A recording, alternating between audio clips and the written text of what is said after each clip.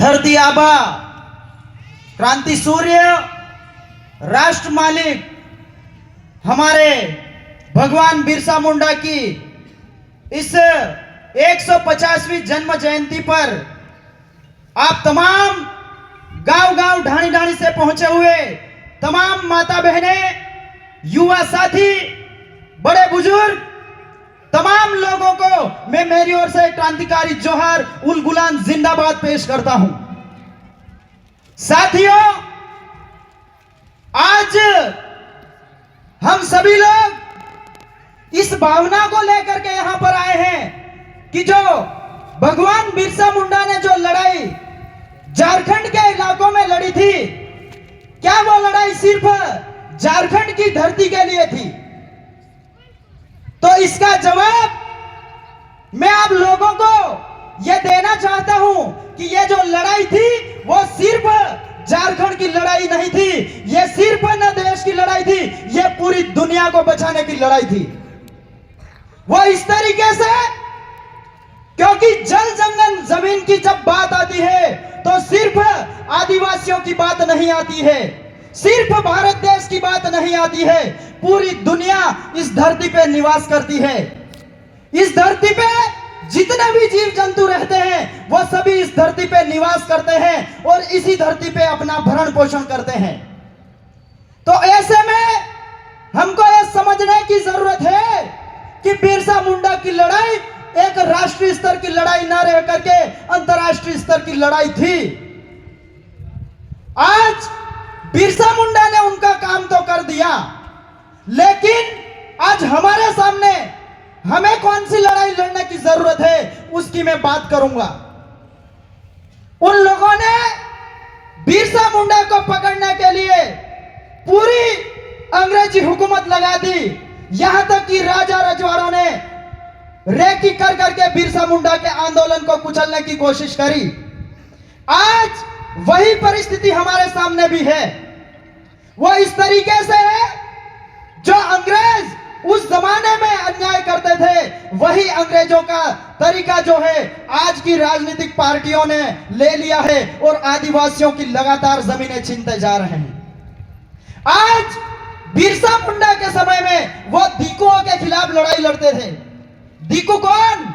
वही सामंतवादी लोग, वही जमींदार लोग और वही अंग्रेज लोग जो लगातार हमारे जल जंगल जमीन के ऊपर अटैक करते थे। आज हमें हमारे सामने जो दीकू है उनको पहचानने की जरूरत है। जितने भी लोग हमारी जमीन को छिनवाने का काम करते हैं, हमारे जल जंगल जमीन को छिनवाने का काम करते हैं, वो सभी लोग आज हमारे लिए दीकू है और उन दीकुओं को हमको पहचानना पड़ेगा और उन दीकुओं को मुंह तोड़ जवाब देना पड़ेगा। जब तक हम एकजुट होकर के उन लोगों के खिलाफ लड़ाई नहीं लड़ेंगे तब तक वो लोग इस कदर हमको संगठनों में बांट करके, वोट ले करके लोकतांत्रिक तरीके से हमारा शोषण करेंगे और हमारी जमीनों को लूट लेंगे। आज देश में संविधान लागू है, बंधारण है देश का, इसकी वजह से एक लोकतांत्रिक व्यवस्था के तहत वो लोग सदनों में जाकर के हमारे ऊपर कॉपी और कलम के माध्यम से शोषण कर रहे हैं। जितने भी कानून बनते हैं वो सदनों में बनते हैं, जितने भी कानून बिगड़ते हैं वो सदनों में बिगड़ते हैं। तो हम कौन सी लड़ाई लड़ रहे हैं? हम जमीन की लड़ाई लड़ रहे हैं, लेकिन जहां से कानून बन रहा वहां हमारे लोगों को नहीं भेज रहे हैं। हम उन लोगों को भेज रहे हैं जो उनके दल्ले हैं, जो उनकी चाटुकारिता करते हैं, उन लोगों को सदनों में पहुंचा रहे हैं। हम भले ही कह दें कि हम राजनीति नहीं करेंगे, लेकिन सच्चाई यह है आपके घर की हर एक चीज राजनीति से तय हो रही है। इस बात को नकार नहीं सकते।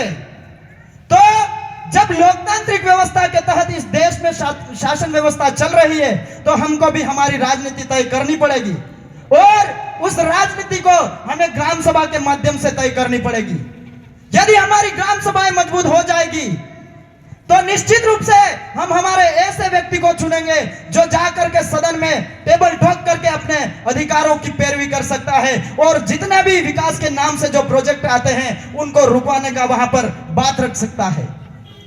आज राजस्थान में हमने राजकुमार जी रोध को सदन में पहुंचाया। जहां जहां मामले हो रहे हर जगह वो मुखरता से सदन में टेबल ठोक के अपनी बात को रखते हैं। क्या यह चीज आपने की? नहीं की। इसलिए इस इलाके में आपको भी यह काम करना पड़ेगा। भले ही हम सामाजिक मिशन को मजबूत करना चाहते हैं, लेकिन बिना राजनीति को मजबूत किए सामाजिक मिशन को भी मजबूत नहीं कर पाएंगे, क्योंकि हमारे लोगों की इतने सालों के बाद यह आदत बन गई है कि जो लोग खिलाते पिलाते हैं उन लोगों को वोट दे देते हैं। हम गला फाड़ फाड़ के भाषण देते जाते हैं, वो लोग नहीं सुनते हैं। क्यों सुनेंगे? क्योंकि उन लोगों में इतनी शिक्षा नहीं है। जो बात हम कह रहे हैं उस बात को समझने के लिए भी एक स्तर की शिक्षा की जरूरत पड़ती है।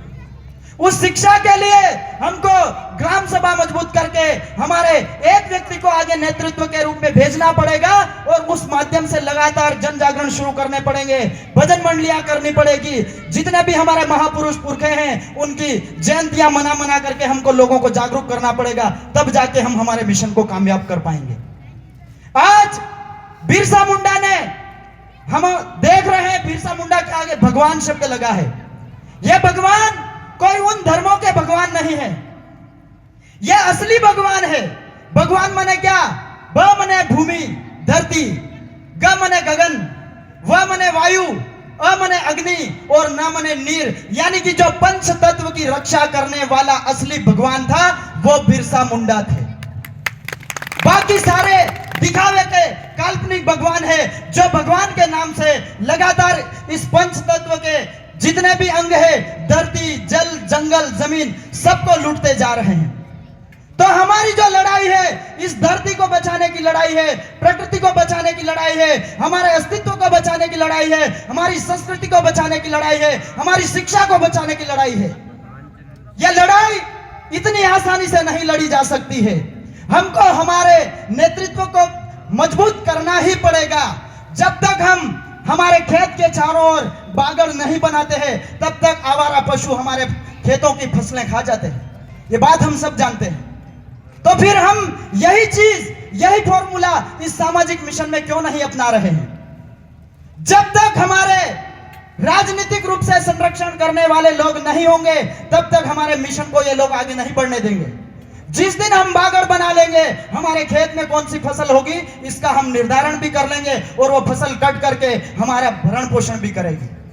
तो इसलिए समय ज्यादा नहीं गवाते हुए मैं आप तमाम लोगों से यह आह्वान करता हूं कि आज के बाद सोचिए, हरदम सोचिए। जो 24 साल की उम्र में बिरसा मुंडा ने जो हमारे पूर्वजों को ध्यान में रखते हुए, उनका इतिहास जानते हुए उन्होंने जिस तरीके से हमारे समाज के हिस्से की लड़ाई लड़ी, उसी लड़ाई को हम अनवरत रूप से आगे बढ़ानी पड़ेगी। तभी जाकर के हमारे हर घर से बिरसा पैदा होगा और आने वाले समय में हमारा भील प्रदेश भी बनेगा, हमारे बच्चों की शिक्षा भी बचेगी, हमारी पीढ़ियां नस्लें सब कुछ बचेगा। तो साथियों, आपने मेरी बात को सुना, इसलिए बहुत बहुत आभार, धन्यवाद। मैं 2 लाइनें पेश करूंगा क्योंकि सारे लोग बोर हो रहे हैं। फीटो बांधीने मारा भाई મળવું હે બિલ પરદેશ માં, ભાઈ મળવું હે બિલ પરદેશ માં, ફીટો બાંધીને મારા ભાઈ મળવું હે બિલ પરદેશ માં, ભાઈ મળવું હે બિલ પરદેશ માં, બિરસા મુંડા ને રસ્તે चलवू है बिल परदेश माँ, हो भाई चलवू है बिल परदेश माँ। जोहर, जय आदिवासी, जय बिल प्रदेश, उलगुलान जिंदाबाद, जय बिरसा। धन्यवाद। बहुत बहुत धन्यवाद जय सिंह भाई, आपके ओजस्वी वक्तव्य से बहुत समाज को बहुत अच्छी जानकारी दी। मैं इसी के बीच में हमारे क्षेत्र से इंजीनियर बालू सिंह गामर दादा को